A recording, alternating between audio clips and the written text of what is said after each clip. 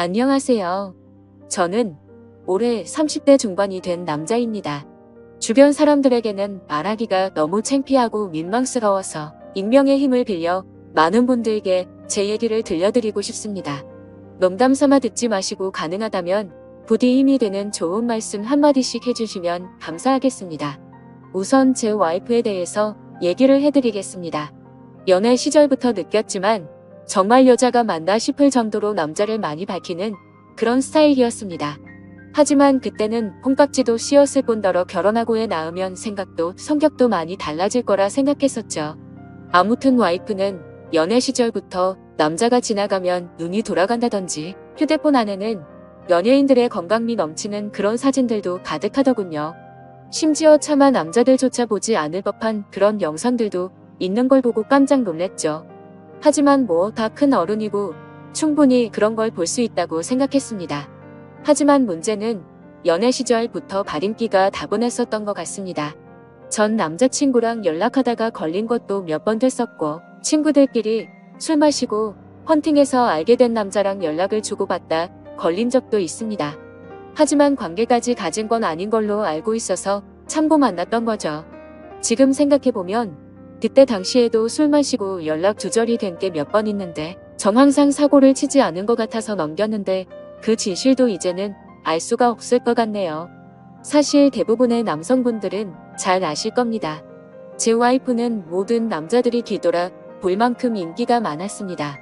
하지만 결혼한 지도 3년이라는 시간이 지나다 보니 연애 때만큼 그렇게 확 땡기지 않더군요. 그래도 와이프가 너무 밝히는 스타일이다 보니 일주일에 3번 이상 의무적으로 와이프와 좋은 시간을 보냈었습니다. 저희 부부에게는 아내의 욕구가 강하다는 거 말고 정말 서로 아무 문제 없는 그냥 평범한 대한민국의 30대 초반의 앞날을 생각하며 열심히 살아가는 부부였습니다. 그렇게 저희는 평범하게 잘 지내다 제가 장기 출장을 가게 되었습니다. 한 반년 정도를 지방으로 가게 됐던 거죠.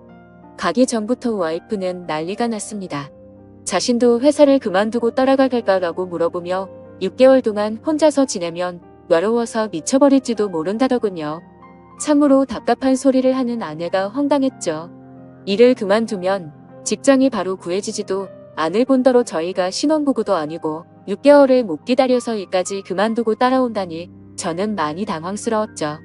그래서 굳이 혼자 있어서 외로운 거면 친정에라도 가 있으라고 했습니다. 길다면 길고 짧다면 짧은 시간이지만 와이프는 계속해서 직장까지 그만두고 따라가겠다고 아주 성화를 부렸습니다. 그때까지만 해도 6개월 동안 자주 보면 되겠지, 무슨 문제라도 생기겠어 라는 마음으로 저는 너무 안일하게 생각했었습니다. 아니 어찌 보면 제 와이프의 실상을 알게 되어서 다행이라면 다행이겠네요. 처음에는 와이프가 참으로 지극정성이었습니다. 제가 출장을 간 곳이 차로 왕복 6시간이 넘게 걸리는 곳인데 한 달 동안은 거의 매주 제 숙소로 찾아오더군요. 남자 혼자 살면 밥 굶는다고 밥이며 반찬이며 아주 바리바리 두 손 가득 싸들어서요. 그때까지만 해도 저는 와이프를 너무 잘 얻었구나 싶었습니다. 신혼도 아니고 결혼한 지도 벌써 3년이 훌쩍 넘었는데 남편이 출장 갔다고 이렇게 챙겨주는 여자가 이 세상에 어디 또 있겠습니까? 그때까지만 해도 정말 저희에게는 아무런 문제가 없었죠. 그런데 대략 한 달쯤 지났을 무렵입니다. 그렇게 지극정성이던 와이프가 전화도 잘 받지 않고 콕빼기도 안 비추더군요. 사실 섭섭하기도 했지만 와이프가 집에서 노는 사람도 아니고 본인도 직장을 다니는 사람이니까 피곤해서 그런가 보다 생각했죠. 반면 일하는 시간은 금방 지나갔고 저는 지방 출장을 모두 마치고 다시 서울로 복귀를 했습니다. 와이프는 집에 온 저를 보자마자 고생했다며 보고 싶은 곳 참느라 죽는 줄 알았다면서 달려오더군요. 그러면서 얼른 빨리 씻고 오라며 콧소리를 내면서 애교를 부렸습니다. 그런 모습에 역시 우리 와이프 달라진 게 없네 싶었고 그날 저희는 반갑게 좋은 시간을 보내게 되었습니다. 그리고 나서 대략 일주일 정도쯤 지났을 무렵이었습니다. 소변을 보는데 좀 따끔따끔하더니 생전 겪어보지 못한 가려움이 몰려오더군요. 저는 처음에 뭘 잘못 먹어서 이런가 보다 생각을 했고 밖에서 다른 짓을 한 적이 없으니까 병이 생긴 거라고는 생각조차 못했습니다. 병원에 찾아가기도 민망했었고 그렇게 며칠 동안을 미루고 또 미루었죠. 하지만 시간이 지나갔음에도 점점 나아질 기미가 보이지 않았고 오히려 이상한 분비물도 묻기 시작했고 소변을 볼 때 통증은 더 심해지더라고요. 그래서 저는 결국 도저히 참기가 힘들어서 창피함을 무릅쓰고 병원으로 찾아갔죠. 병원에 갔더니 검사를 해보자 합니다. 의사 선생님은 분비물이 묻고 소변 볼 때 통증이 있고 가렵냐고 묻더라고요. 이게 딱 봤을 때는 인질이라는 병과 증상이 되게 비슷하다고 했고 최근에 관계를 가진 적이 있는지 물었습니다. 그래서 저는 관계는 와이프 말고는 따로 없다고 대답을 했죠. 의사는 저에게 정확한 원인을 알기 위해서 정밀 검사를 받아보라고 권하더군요. 그때까지만 해도 이 의사 놈이 환자 가지고 장사하는구나 싶었습니다. 근데 그때 당시에는 빨리 치료를 받고 싶을 뿐 다른 생각은 할 겨를도 없었습니다. 그렇게 저는 검사를 받았고 결과를 보고 난 뒤 정말 제 눈을 의심했습니다. 임실에 헤르페스에 곤지름까지 생겼더라고요.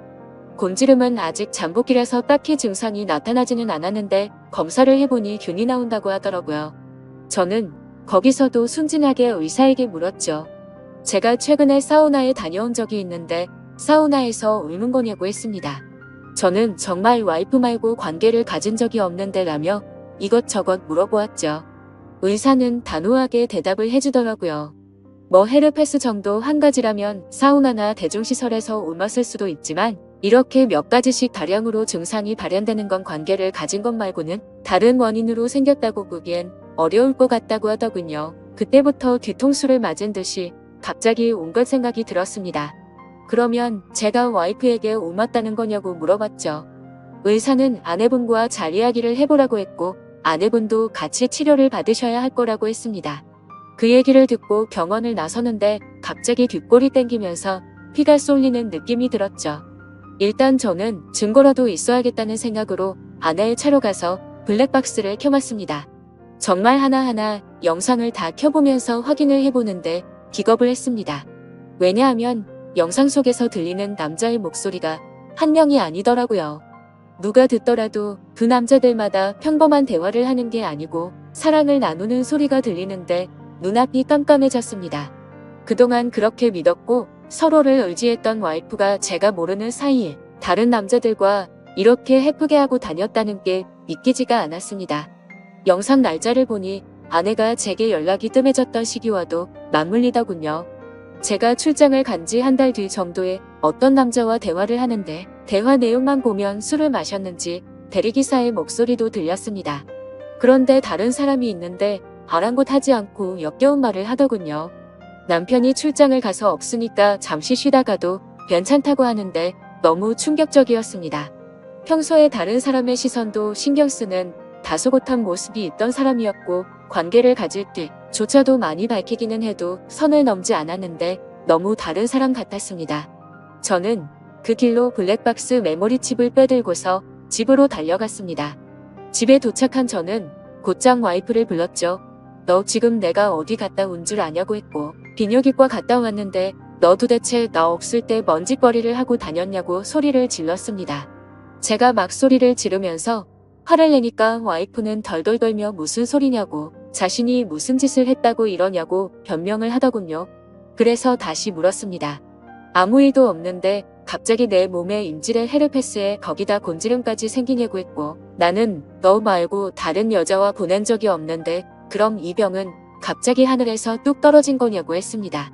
내가 1년을 자리를 비운 것도 아니고 고작 6개월 비웠을 뿐인데 그새를 못 참고 딴 놈이랑 붙어먹었냐고 말했고 거짓말할 생각은 하지 말라며 블랙박스 메모리칩을 내려놨습니다.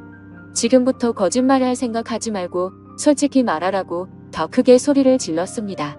제가 너무 흥분을 했고 증거자료까지 내밀면서 몰아붙이다 보니까 그제서야 와이프는 사실대로 실토하더군요. 아주 여기저기 다 정차하는 버스가 따로 없더군요. 처음에 너무 외로워서 그랬답니다. 회식을 하게 되었고 술에 취해서 결국 실수가 시작되었답니다. 평소부터 자신에게 잘 대해주던 직장 후배인데 같은 방향으로 가는 김에 차에 같이 타게 되었답니다. 근데 술에 너무 취해서 자신도 모르게 많이 외로웠답니다. 그래서 그냥 단순히 술을 한 잔만 더 하고 싶은 생각에 집으로 불러들였고 술을 더 마시다 실수를 해버렸다고 하더군요. 제게는 너무나 소중했던 제 보금자리에서 다른 남자놈이랑 놀아나다니 정말 너무 화가 났고 역겨웠습니다. 그런데 이건 시작에 불과하더군요. 그날 이후로 고삐 풀린 망아지처럼 지냈더군요. 어차피 실수를 시작했고 죄책감에 오히려 더 막 나가게 됐답니다. 근데 참 이해가 안 가지 않나요?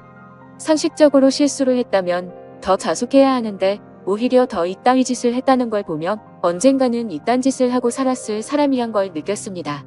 같이 사고를 쳤던 남자들도 다양해서 참 대단하더군요.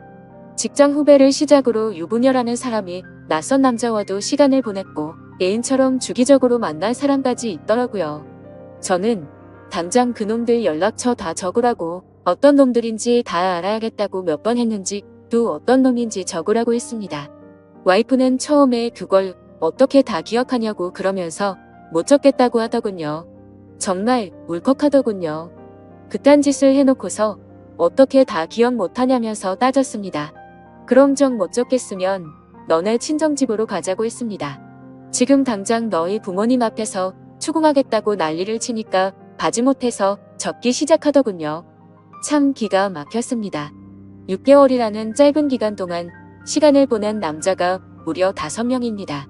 한 번만 만나서 놀았던 놈은 3명이었고 직장 후배와는 3번의 만남을 더 가졌답니다. 가장 많이 만난 놈이랑은 쓸 수도 없을 것 같더군요. 근데 더 충격적인 건 가장 많이 만났다는 그놈은 저도 알던 놈이었습니다.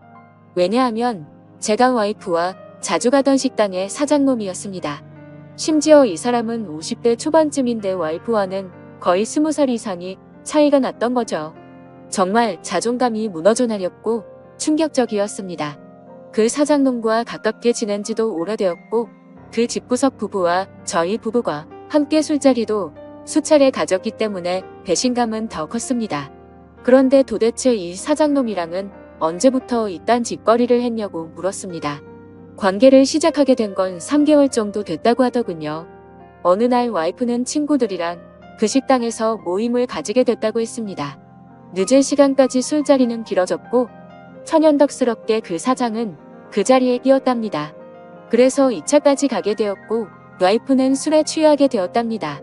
평소 친분이 있던 식당 사장놈이 데려다 준다고 해서 같이 차를 탔는데 거기까지만 기억이 나고 일어나 보니 같이 잠을 자고 있었다고 하더군요. 그래서 그날 이후부터는 계속해서 만남을 가져왔다고 했습니다. 아마도 이 인간이 없었더라면 더 많고 다양한 남자를 만났겠구나 싶었고 믿고 지낸 지도 오래된 사장놈에 대한 배신감은 이루 말할 수가 없었습니다. 그 사장놈은 저와는 나이차가 많이 났지만 많이 믿고 의지했던 사이였습니다. 와이프와 만나기 전부터도 친분을 가져왔었고 오죽하면 힘든 시기에는 제가 대출까지 받아가면서 도움을 줬던 사람입니다. 근데 그런 은인에게 이따위 짓을 하는 게 인간이 맞나요? 제 와이프도 인간 같지 않은 건 마찬가지입니다. 하룻밤을 비롯해 5명의 남자들과 만남을 가지고 그것도 모자라서 남편의 지인과 바람까지 피다니, 그것도 20살이 넘게 나이도 많고 자식까지 가진 유부남과 말이죠. 충격에 충격이 이어지다 보니 도대체 어디서부터 어떻게 화를 내야 할지 감조차 오지 않더라고요. 그래서 일단 저는 당장 휴대폰 잠금을 풀라고 했고 카톡을 열어서 메시지 내용을 봤습니다. 그동안의 메시지 내용은 지웠는지 오늘 날짜로 읽지 않은 메시지가 하나 와 있더군요. 이제 민철이가 출장 갔다 왔으니까 못 보는 거냐는 둥 앞으로 조심하면 되니까 우리 변하지 말자는 둥 역겨운 대화가 와 있더군요. 정말 너무 참담해서 말도 안 나오고 아무 생각도 들지 않더라고요. 그냥 분노에 휩싸였을 뿐 아무것도 보이지가 않았습니다. 그래서 당장 아내를 이끌고 그 사장놈이 하고 있는 식당으로 갔습니다. 식당 안에는 손님들이 있었고 그 사장놈의 아내도 함께 있더군요. 그런데 그때 당시 제 눈에 이미 보이는 건 없었습니다. 들어가자마자 욕을 지르면서 불렀고 바로 멱살을 잡았습니다. 그 사장놈의 아내는 깜짝 놀라서 달려나와서 저를 뜯어말렸고 저는 온 동네에 소문이 나길 바라는 마음으로 큰 소리로 말했습니다. 이 인간 같지도 않은 인간이 무슨 짓 했는지 아냐고요. 제가 출장 간 사이에 제 와이프랑 바람 피우고 붙어 먹은 지 3개월이 됐다고 말해줬습니다. 와이프는 옆에 서서 울고 있었고 그 사장놈의 아내도 충격을 먹었는지 저보다 더 화를 내면서 남편을 밀치고 멱살 잡고 난리가 났습니다. 그 사이에 손님들은 전부 다 밖으로 나가버렸고 진짜 짐승들처럼 뒤엉켜서 순식간에 개판이 되었습니다. 다음 날에는 그 직장 후배놈도 응징하기 위해서 와이프의 회사로 찾아갔습니다. 조금은 마음이 차분해져서 깽판을 치지는 않았고 다이렉트로 회사 대표와 만났습니다. 내 와이프가 여기 직장 동료랑 바람을 폈다. 딴 거 다 필요 없고 그 사람 자르라고 했습니다. 안 그러면 더 이상 어떤 꼴 날지 모른다고 하니까 바로 알겠다면서 죄송하다고 하더군요. 당연히 와이프도 이 회사에서 그냥 내보내라고 했습니다. 그딴 인간들 여기 더 봤자 여기에 도움될 거 없을 거니까 알아서 하라고 했죠.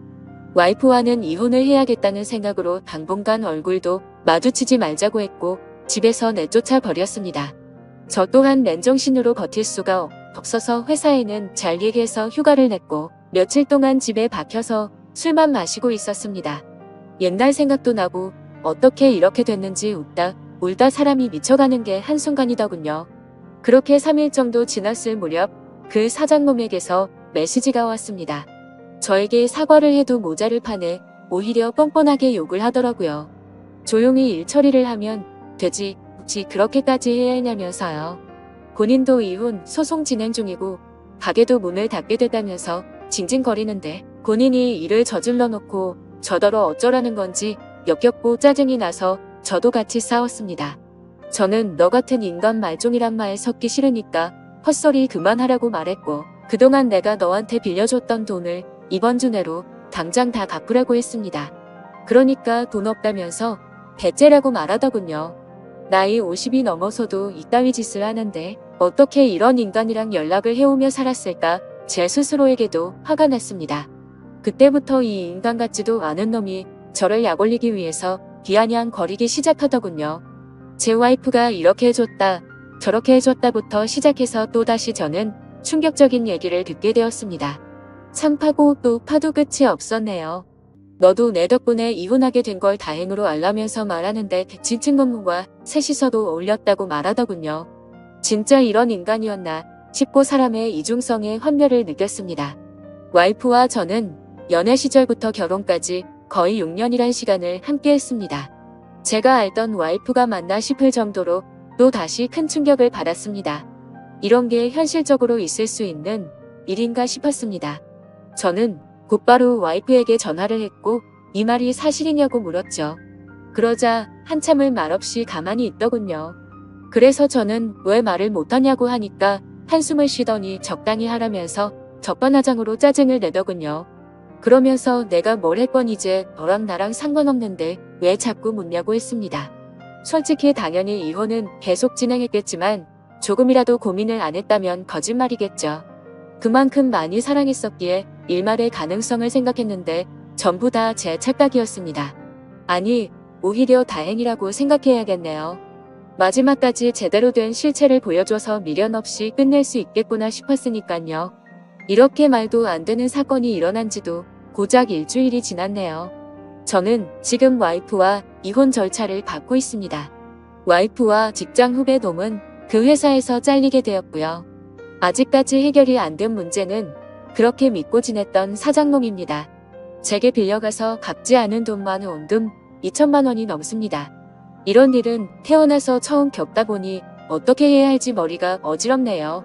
일단 법적으로 어떻게 해서든 이 인간에게도 최대한의 고통을 주고 싶습니다. 어떻게 해야 이 인간도 피눈물 흘리면서 후회할 수 있게 만들 수 있을까요?